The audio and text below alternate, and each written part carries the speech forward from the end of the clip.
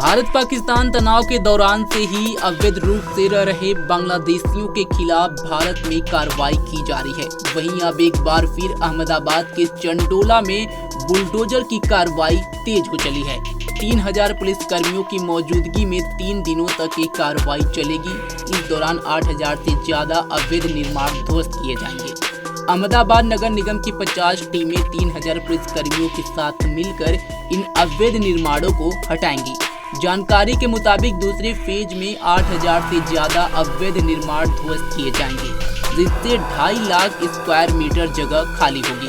पहले फेज में 4000 अवैध निर्माण हटाए गए थे, जिसके बाद 1.5 लाख स्क्वायर मीटर जगह खाली हुई थी। बता दें, गुजरात के अहमदाबाद में एक बार फिर अवैध निर्माण के खिलाफ प्रशासन ने आज सख्त कार्रवाई शुरू कर दी है।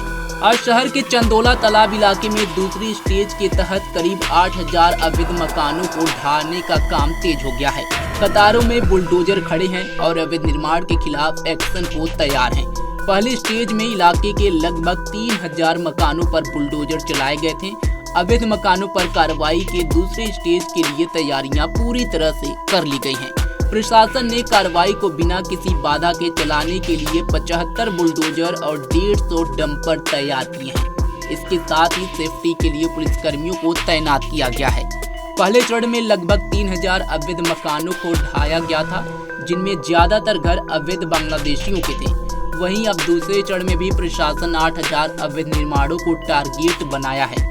गुजरात पुलिस ने पिछले कुछ हफ्तों में हजारों अवैध बांग्लादेशी नागरिकों को हिरासत में लिया है, जिनमें से बड़ी संख्या में अहमदाबाद में रह रहे बांग्लादेशी भी शामिल हैं।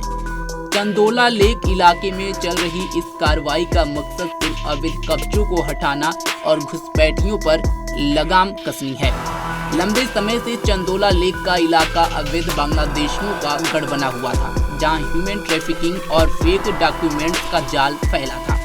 अवैध कब्जे की शुरुआत 1970 में हुई, जब यहाँ बड़ी संख्या में माइग्रेंट के लिए बस्तियां बसाई गईं। 2002 में एक NGO ने इस एरिया में सियासत नगर नाम से एक बस्ती बनाई थी। इसके बाद 2010 से लेकर 2024 के बीच चंदोला झील की जमीन पर अवैध कब्जे बढ़ोतरी होने लगी। प्रशासन के मुताबिक इस इलाके में लोगों ने कई बड़े अवैध निर्माण किए, जिनमें कई बांग्लादेशी नागरिक भी मौजूद थे। वहीं गुजरात हाई कोर्ट में पहले स्टेज के दौरान लोकल लोगों ने जाकर इस कार्रवाई को रोकने की मांग की थी, लेकिन गुजरात कोर्ट ने तालाब पर बने सभी निर्माणों को अवैध करार देते हुए कार्रवाई पर रोक लगाने से इनकार कर दिया था। इसके बाद प्रशासन ने 4000 अवैध निर्माण को ध्वस्त कर दिया। अब दूसरे स्टेज में बाकी अवैध निर्माणों को ध्वस्त करके तालाब का हिस्सा खाली करवाया जाएगा। प्रशासन यह भी नजर रखेगा कि खाली जगह पर फिर दोबारा कोई अवैध निर्माण न हो सके। लेकिन जिस तरह से अवैध निर्माण के खिलाफ एक कार्रवाई शुरू हो चुकी है, देखना होगा ये कार्रवाई कितना आगे तक जाती है और सरकार इसको लेकर के कितनी आगे की सोच रही है और किस कदर भारत में रह रहे अवैध घुसपैठियों के खिलाफ ये जो कार्रवाई है वो अंजाम तक पहुंचती है या नहीं पहुंचती है। फिलहाल इस खबर पर आपकी क्या राय है, कमेंट बॉक्स में हमें जरूर बताएं। ऐसे की तमाम खबरों के लिए जुड़े रहें हमारे साथ और देखते रहें पंजाब केसरी.com।